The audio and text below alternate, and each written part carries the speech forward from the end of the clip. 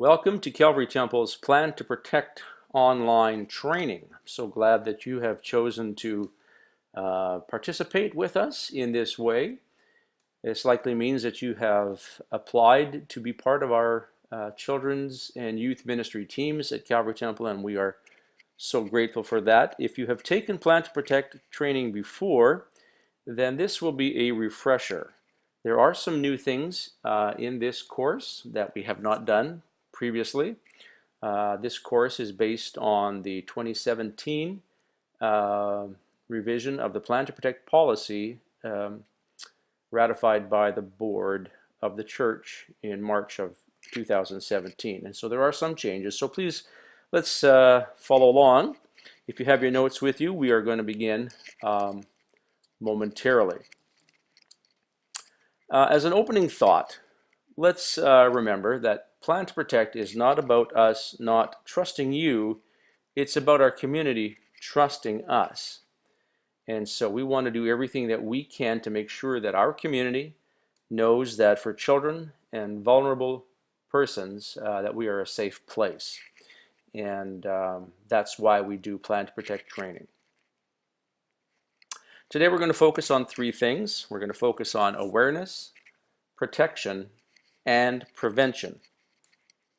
Awareness, what is abuse? How prevalent is it? Protection, how can we protect the vulnerable in our care?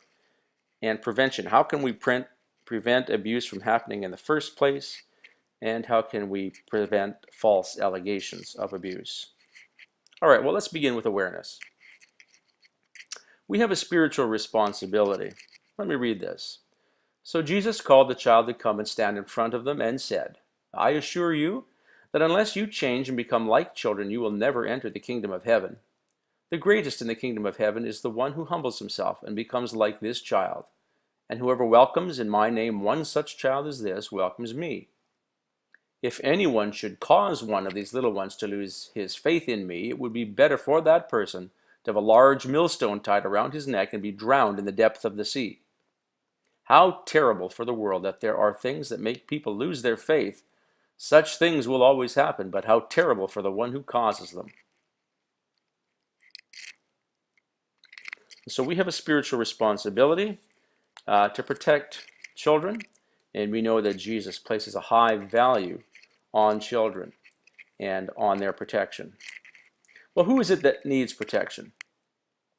Of course, we're talking about children, we're talking about youth, we're talking about vulnerable adults, the elderly, those with disabilities, you as a volunteer, and the church as an organization. We all need protection in these matters.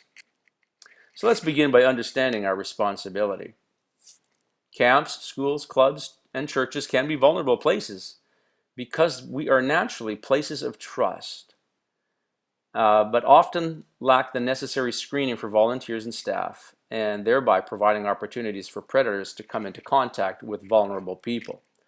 And so we have a responsibility to do everything that we can to provide a safe place for all of those who need protection. We also have a civil and legal liability. We need to ensure that our organization is a safe place for the vulnerable because it's a legal requirement. In Manitoba, everyone has the legal obligation to protect children. Above that, organizations have a legal responsibility to ensure that a plan for protection is in place.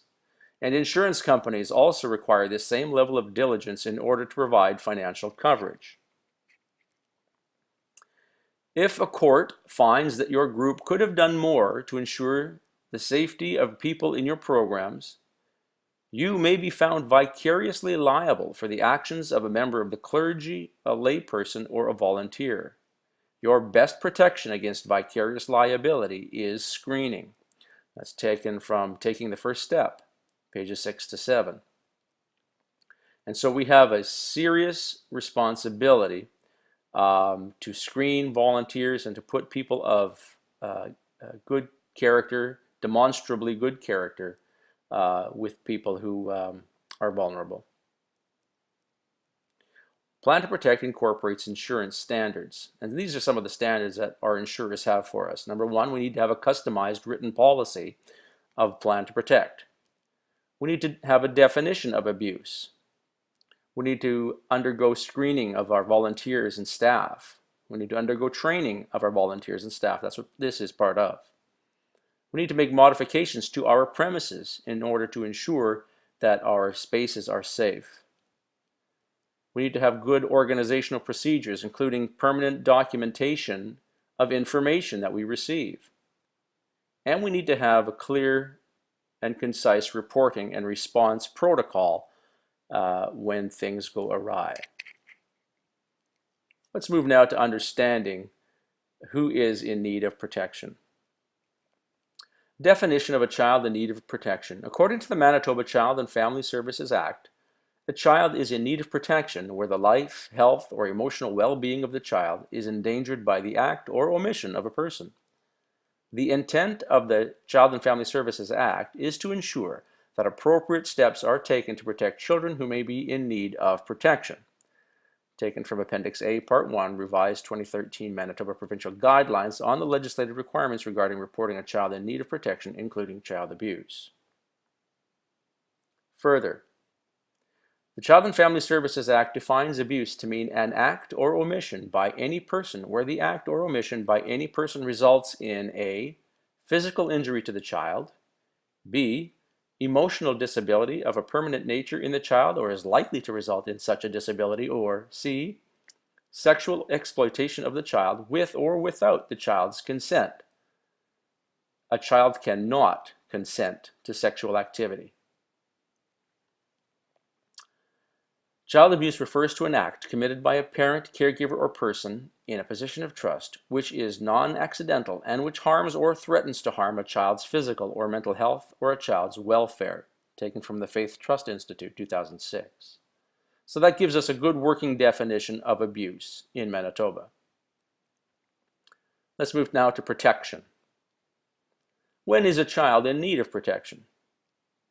A child is in need of protection where a child A is without adequate care, supervision, or control, B is in the care, custody, control, or charge of a person, one who is unable or willing to provide adequate care, supervision, or control of the child, or 2, whose conduct endangers or might endanger the life, health, or emotional well-being of a child, or 3, who neglects or refuses to provide or obtain proper medical or other remedial care or treatment necessary for the health or well-being of the child, or who refuses to permit such care or treatment to be provided to the child when the care or treatment is recommended by a duly qualified medical practitioner.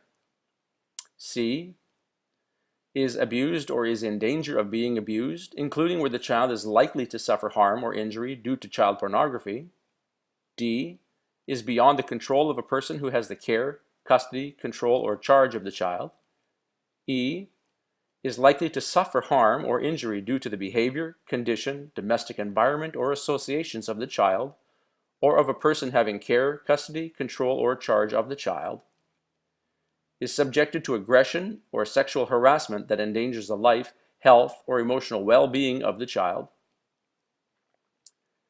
G, being under the age of 12 years, this child is left unattended and without reasonable provision being made for the supervision and safety of the child, or H, is the subject or is about to become the subject of an unlawful adoption under the Adoption Act or of a sale under Section 84. Subsection 17(2) of the Manitoba Child and Family Services Act provides the preceding illustrations of circumstances where a child ought to be considered in need of protection, but please note, the above illustrations of a child in need of protection are not exhaustive. In other words, that's not all of the cases where a child is in need of protection. Let's talk now about physical abuse. Physical abuse is any deliberate physical force or action that results or could result in injury. It can include punching, slapping, beating, shaking, burning, biting, or throwing a child. This may include the inappropriate and or unwarranted use of physical or chemical restraints, particularly as it relates to seniors. Physical abuse can be seen as inappropriate punishment that includes but is not limited to anything that leaves a mark on the child or the use of an object to strike a child. It is different than what is considered reasonable discipline. If a child is being physically abused, what indicators might you see? Well, here are some possible indicators of physical abuse. Unexplained or inconsistent injuries, inconsistent explanations of these injuries. Injuries that have a pattern or look like they may have been caused by an object. Injuries at different stages of healing. There might be multiple injuries on that child in different stages of healing. Injuries in unusual places. Bald spots, missing teeth, soft tissue injuries. Maybe facial injuries in infants and preschoolers that are not consistent with their age of development. Those kinds of injuries are usually older children that are out playing and maybe climbing monkey bars, those kinds of things. Facial injuries in infants and preschoolers are not consistent with what they normally do. Scalding and burns, things such as cigarette burns. Unusual aggression from the child, defiance, acting out. Suicidality, self-destructive behaviors. A child who is overly fearful of adults and authority figures, who flinches when touched. A child exhibiting poor self-esteem, low achievement, learning and concentration difficulties. A child who is defensive about injuries or behaviors. And there are others. Let's talk about sexual abuse. Sexual abuse and sexual exploitation happen when a child is used for sexual gratification of another person with or without the child's consent. It includes things as sexual intercourse, exposing a child's private areas, indecent phone calls, emails, sexting, fondling for sexual pleasure, allowing a child to look at or perform pornographic pictures, videos, or engage in prostitution. Sexual abuse may leave no physical marks on the child. Sexual abuse always involves coercion, physical, psychological, or emotional. It is intrinsic to sexual abuse. It is against the law to touch a child for a sexual purpose, to encourage or force a child to touch another person in any sexual activity, and to tell a child to touch himself or herself for an adult's or older child's sexual purposes. What indicators might you see if someone is being sexually abused? Well, here's some possible indicators of sexual exploitation. A child that has unexplained or persistent pain or itching in the genital area or throat. Difficulty going to the bathroom or swallowing. Showing bruises, bleeding or swelling of genital, rectal, or anal areas. Vaginal odor or discharge. Child suffering from frequent stomach aches, headaches, or psychosomatic complaints. Pregnancy. Sexually transmitted diseases. Child who has difficulty walking or sitting. Child with bruising or injuries to the body. Possible behavioral indicators of a child who is suffering sexual exploitation would be depression, suicidality, self-mutilation and cutting, angry, hostile, highly irritable, overly anxious, phobic, fearful, compulsive, uncontrollable urination and defecation, over and under eating, age inappropriate behavior, pseudo-maturity, regressive behavior, significant change in school performance and attendance, difficulty concentrating and focusing on tasks, sleep disturbances, poor peer relationships, sexually explicit language and drawings, public touching of self in genital areas, seductive behaviors, excessively curious about sexual matters, sexual use of computers and digital images, unexplained gifts, new clothes, money, secretive about new friends, activities, phone calls, internet use, advanced knowledge of birth control. These are some possible behavioral indicators of sexual abuse, including sexual exploitation of children and youth. Let's talk about emotional abuse. Generally, emotional abuse is a pattern of behavior which involves acts or omissions by people in contact with the child that are likely to have serious negative emotional impacts. It may occur separately from or along with other forms of abuse. In the province of Manitoba, to constitute child abuse, there needs to be evidence that the impact of the emotional abuse of the child is of a potentially permanent nature. Emotional abuse is most often not limited to one single act, but is associated with a pattern of serious, ongoing negative attacks on a child's self-esteem. It can be as damaging to the child as physical abuse. It can range from persistent rejection, humiliation, belittling and denigration, rigid and/or unrealistic expectations accompanied by threats if not met, threatening or perpetuating violence against a child's loved ones or objects, child witnessing domestic violence, ridiculing a child for showing normal emotions, threatening a child, insulting a child, scapegoating them, verbal attacks and put-downs of a child. What indicators might you see if someone is being emotionally abused? In a child, you might see bedwetting and/or diarrhea, frequent psychosomatic complaints, headaches, nausea, abdominal pain, a child who engages in self-harming behaviors, chronic crying or a detached, flat affect, chronic injuries or illnesses, extreme cases of withdrawal, aggression, mood swings, a child who's excessively neat, excessively clean, attention-seeking. These are possible indicators of emotional abuse. Neglect is another form of abuse.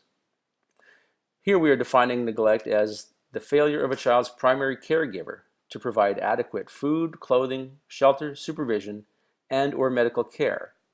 It involves an act or omission by a parent or guardian resulting in or likely to result in harm or imminent risk of harm to a child. What indicators might you see if a child is being neglected? Here are some possible indicators.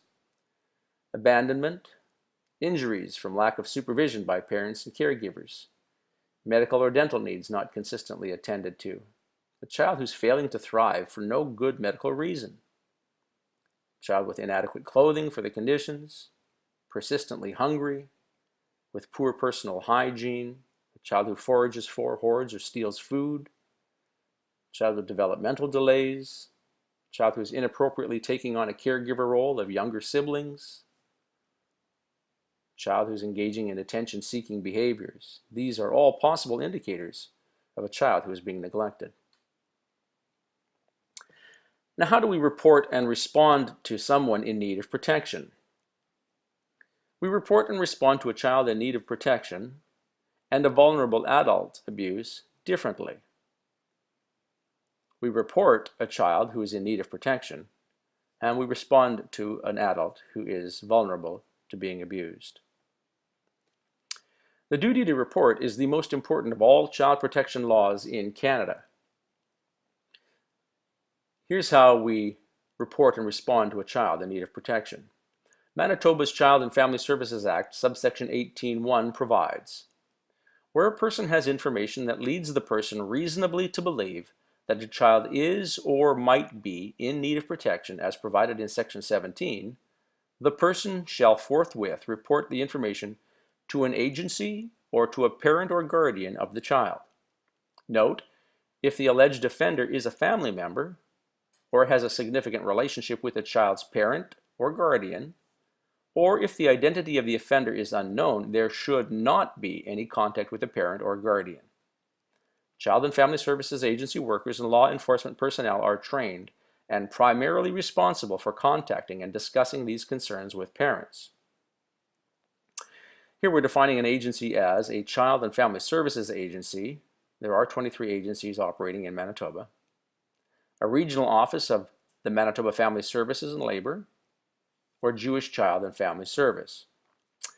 And please note, it is not your job to investigate a situation if you feel a child might be in need of protection. Your job is to observe indicators and, if you suspect child abuse, to call a Child and Family Services agency. If you think the child is in immediate danger, you are to call the police. Failing to report and responding to a child in need of protection is a serious matter. Manitoba's Child and Family Services Act subsection 18.3 provides, where a person A, through an act or omission of the person, causes a child to be a child in need of protection, as provided in Section 17. B, fails to report information as required under Section 18. And C, discloses the identity of an informant in contravention of subsection 18.1.2, or D, dismisses, suspends, demotes, disciplines, interferes with, or otherwise disadvantages an informant in contravention of subsection 18.1.3, the person is guilty of an offense and is liable on summary conviction to a fine of not more than $50,000 or imprisonment for a term of not more than 24 months or both. So you can see the penalties are severe.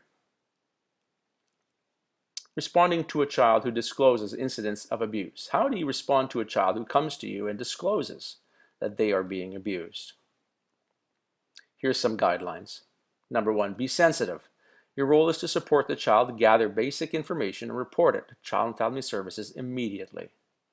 Secondly, stay calm and listen. The child needs to know that you are composed and available to help. If you react with shock, outrage, or fear, you might inhibit the child and make them feel more anxious or ashamed. 3, go slowly.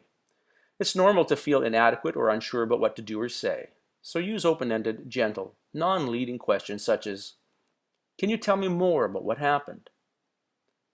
4, get only the essential facts. Ask how, who, when, where.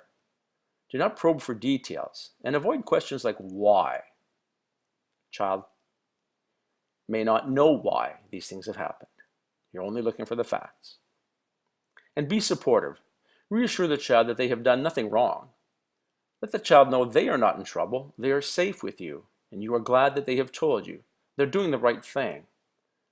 You are sorry they've been hurt, and you will do everything you can to make sure they get the help they need. You will know some other people who can help solve this problem. But don't make promises. Tell the child only what you know. You cannot promise the person responsible will be punished or that everything will be better now. But do try to tell the child what will happen next. It is assuring in a vulnerable time. Finally, take notes. Immediately after the disclosure, when you are alone, write down as much as you can of what the child has told you. Accuracy is important. These notes may be entered into court as evidence if this matter goes to trial. Note-taking should be done once you are finished with your conversation with the child and away from the child. Reporting and responding to a child in need of protection at Calvary Temple. If you are faced with a situation as a leader at Calvary Temple, here are some steps to follow. Number 1, complete the suspected abuse report forms. This is part of the Calvary Temple Plan to Protect Policy, March 2017. Appendix 10 is a ministry personnel report, and Appendix 10B is for the ministry leader and the lead pastor. You can get these forms from the Calvary Temple Church office.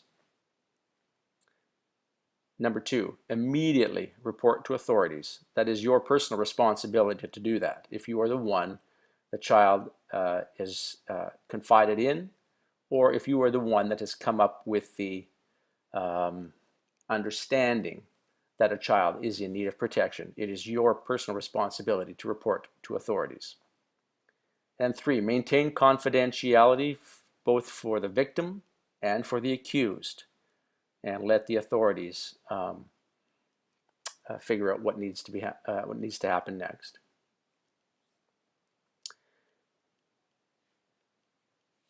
When you are reporting and responding to a child in need of protection at Calvary Temple, you are immediately to report the child in need of protection to the proper authorities. This reporting can be done with your ministry supervisor. And you need to inform your ministry supervisor via written report. Your ministry supervisor will in turn inform the lead pastor. As we said already, protect the confidentiality of both the child believed to be in need of protection and the accused. Cooperate with the investigation, but leave the investigation to the professionals. Should these matters become known outside of the church community and media are involved, the lead pastor is the sole person designated to speak to media or to speak publicly about the matter. If you are approached by anyone not related who does not need to know about this matter, you simply answer with a no comment. I have no comment. You'll need to speak to the lead pastor. And information that is released will be released only on a need-to-know basis. Only those who need to know will be brought into the know. If a person at Calvary Temple is accused of being an abuser, they will be removed from a place of trust. We want to protect the identity of the victim and the accused. And we also must resist to investigate the allegation or suspicion, but we do cooperate fully with official investigators. Let's move on to prevention now. And this is probably where we want to spend most of our energies, in preventing these kinds of things from happening in our midst. How are we going to prevent child abuse from happening in our ministries and programs? Recruitment and screening of ministry personnel is the first and most important step. And part of that is a 6-month rule. For someone to become involved as a minister within our ministries, they must be a regular attender or participant of other Calvary Temple ministry teams for a minimum of 6 months immediately prior to application. That means they need to have been attending the church in some capacity, regular capacity, for at least the prior 6 months before they can apply to become a minister or part of a ministry team in children's and youth and vulnerable adult ministry at Calvary Temple. Number 2, we use a formal standardized application, and we ask for a minimum of 3 character references. The person applying is also then undergoes a personal interview with the ministry lead as to their suitability and their desire for ministry in a particular area. The references that they have provided will be contacted and the feedback will be solicited from those references. The Canadian Police Information Clearance, the criminal record check, will be done for all applicants 18 years of age and above. If an applicant meets all of these criteria, they will be given provisional approval by the children's ministry pastor to be placed into a position of trust. At that point, they need to undergo Calvary Temple Plan to Protect training, such as this. Final approval and rejection from the ministry lead will be done within 3 months of their application. This gives us a little bit of time to make sure that all paperwork and everything is in place and that that person is actually a good and suitable candidate for that place of ministry. All staff are to also undergo an annual Plan to Protect refresher training. The criminal record check is redone every 5 years. Steps 1 to 7 must be successfully completed prior to a person being placed into a position of trust. And personnel files are kept permanently by the church. What are some of the specific procedures that we want to have in place for supervision and ministry of children and young people? Let's begin with supervision. Reducing the risk lists 4 principles for good supervision. Number 1, as risk increases, supervision should also increase. Number 2, risk increases as isolation increases. Number 3, risk increases as accountability decreases. And number 4, risk increases where there is an imbalance of power, authority, influence, and control between a potential abuser and a potential victim. Maintaining good documentation is the best demonstration of due diligence.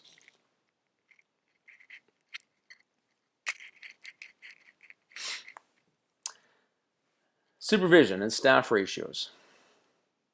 For supervising children, 2 screened workers are required for children who are 0 to 36 months, for every 6 children rather, who are between 0 and 36 months, 2 screened workers. 2 screened workers are required for each 10 toddlers. That would be children between 36 and 60 months.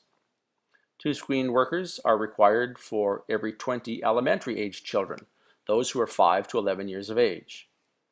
2 screened workers are required for every 14 junior high school students or middle school students.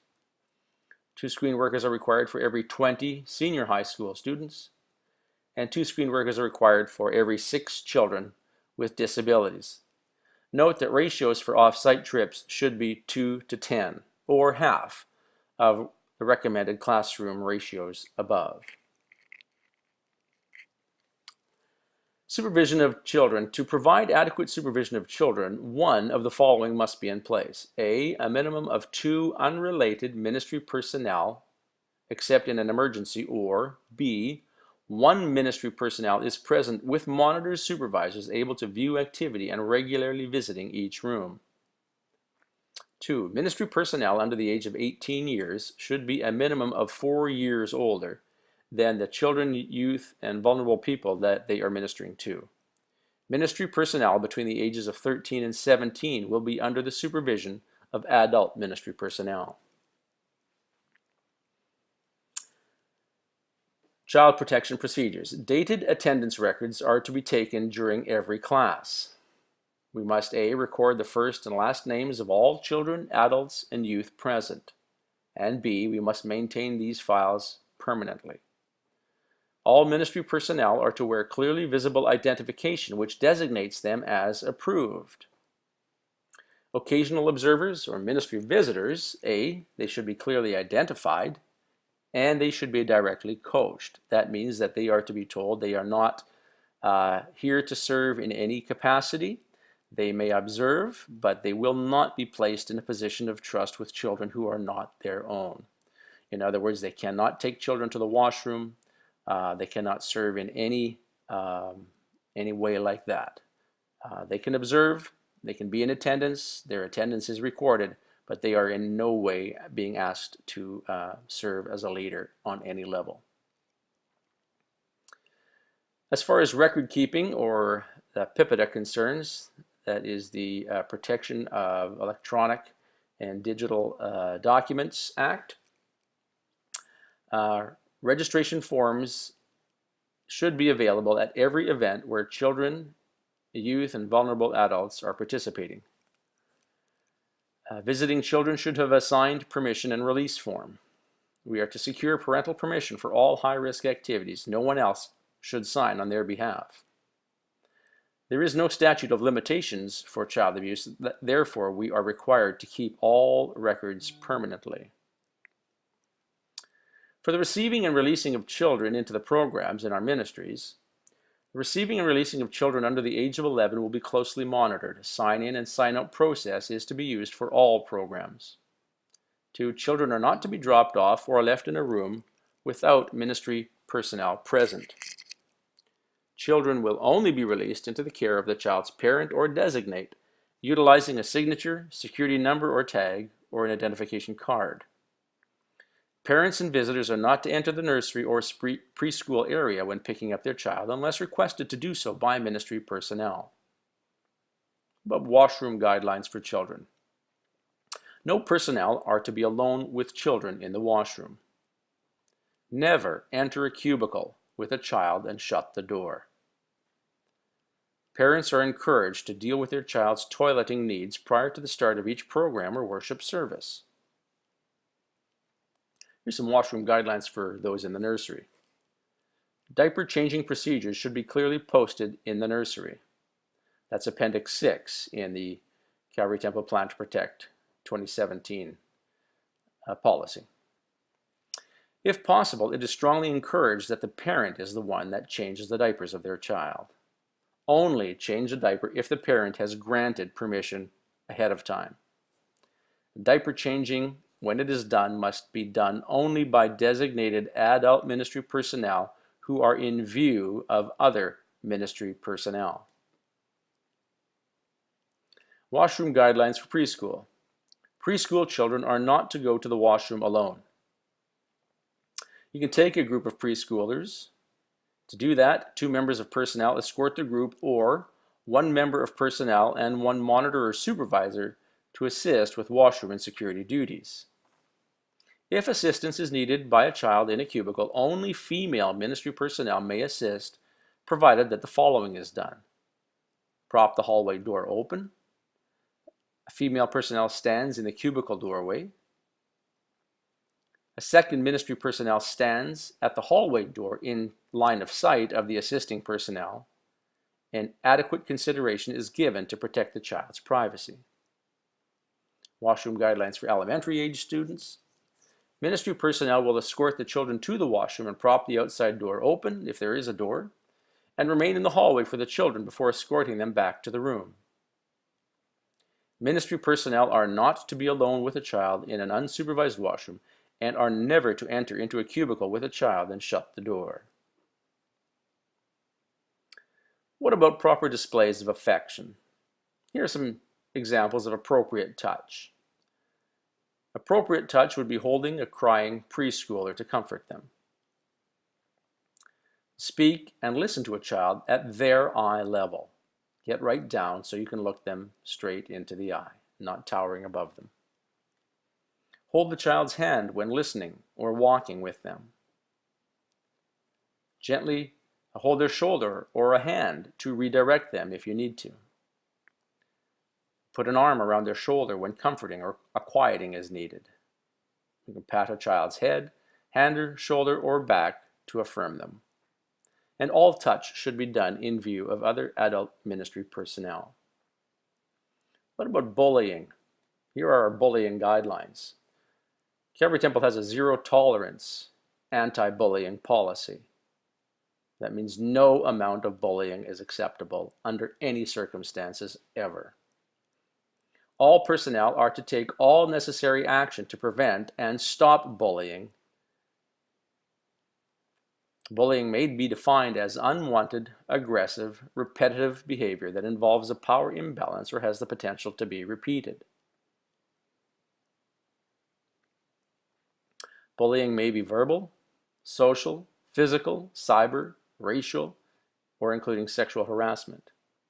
If these things happen, complete incident reports and immediately notify leadership and both sets of parents for all instances or suspicion of bullying. The use of technology. We need to have some guidelines here. Number 1, do not allow children to use your electronic devices. You're opening yourself up to a risk of allegation. 2, place computers in open, visible areas and use filters. Ensure accountability by using sign-in, sign-out sheets or a user password system if children or youth are allowed to use organization computers. When it comes to social media, email, and text messaging, number 1, it's recommended that all interactions with children, youth, and vulnerable persons are verifiable. Ministry personnel will refrain from using social media networks for relationship building or counseling with children. 2, initiating communication with a child under 11 is prohibited. All communication with children under 11 is to be with prior parental consent. Number 3, communication with youth 12 to 17 years via social media, telephone, and texting is permitted under the following conditions. A, ministry personnel will ideally limit their online communication with youth to daytime hours being defined as 8 a.m. to 11 p.m. Online communication will not involve video messaging, example FaceTime, Skype, in any form unless it is a training post or group conference call approved by the ministry lead. In the occasion that a conversation with a youth moves beyond communication of information, ministry personnel will notify their ministry lead immediately and submit a copy of the conversation to the ministry lead. Ministry personnel will request the youth to continue the conversation with the program lead or his or her designate. Church members, adherents, and ministry personnel are encouraged to demonstrate and model purity, integrity, transparency, and accountability with all communication, including these noted above. What about photography and video recording? Number one, with a desire to capture memorable moments at Calvary Temple, photography and videotaping will be closely monitored by Calvary Temple leadership. Ministry departments will comply with the following guidelines. A. Public Calvary Temple activities, including services, should have signage posted notifying those in attendance that the service or activity will be captured in pictures or video. Individuals can choose to stay out of the line of sight of the camera or may choose to opt out of the activity or service.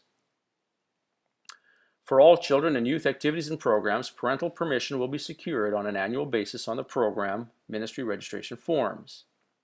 Photographs may be posted online social networks utilized by Calvary Temple with parental permission and only on sites monitored closely by Calvary Temple's leadership.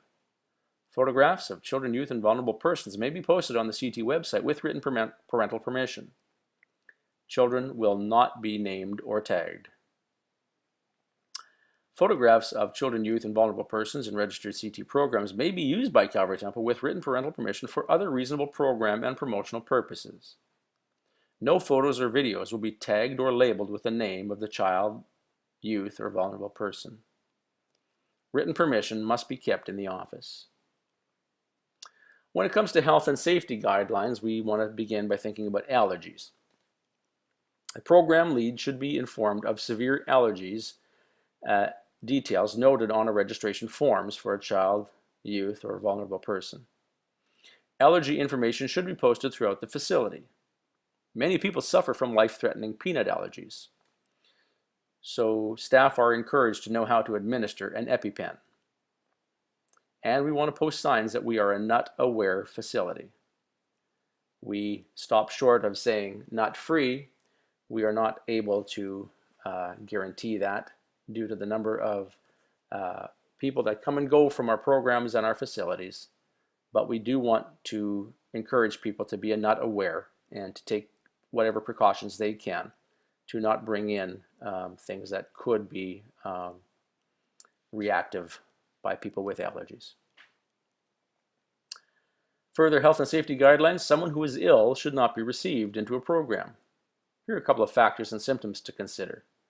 If a child or person has a fever of 38 degrees centigrade or above, they have unusual fatigue, irritability, coughing, sneezing, runny nose and eyes, vomiting, diarrhea, inflamed mouth and throat, or contagious diseases, this person should not be received into a program. They pose a risk to others. Personnel are not to give any over-the-counter medications without written authorization from a physician. If it is necessary to provide medication during the program, the prescription must be in the original container with a doctor's prescription dosage and the date clearly printed on the label. Parents must complete medication form and sign dosage instructions ahead of time. Requests must be signed, dated, and filed permanently. Medication is only to be given by the designated leader. Written instructions need to be provided from the parents to the staff for EpiPens and inhalers that they are leaving. In conclusion, Ezekiel 34:28 says, "They will live in safety, and no one will make them afraid." Plan to Protect is about protecting children, youth, and vulnerable people among us. It is about our community being able to trust us. It is about us honoring our responsibility. God bless you as you take seriously these matters and provide a place of safety for children, youth, and vulnerable people at Calvary Temple.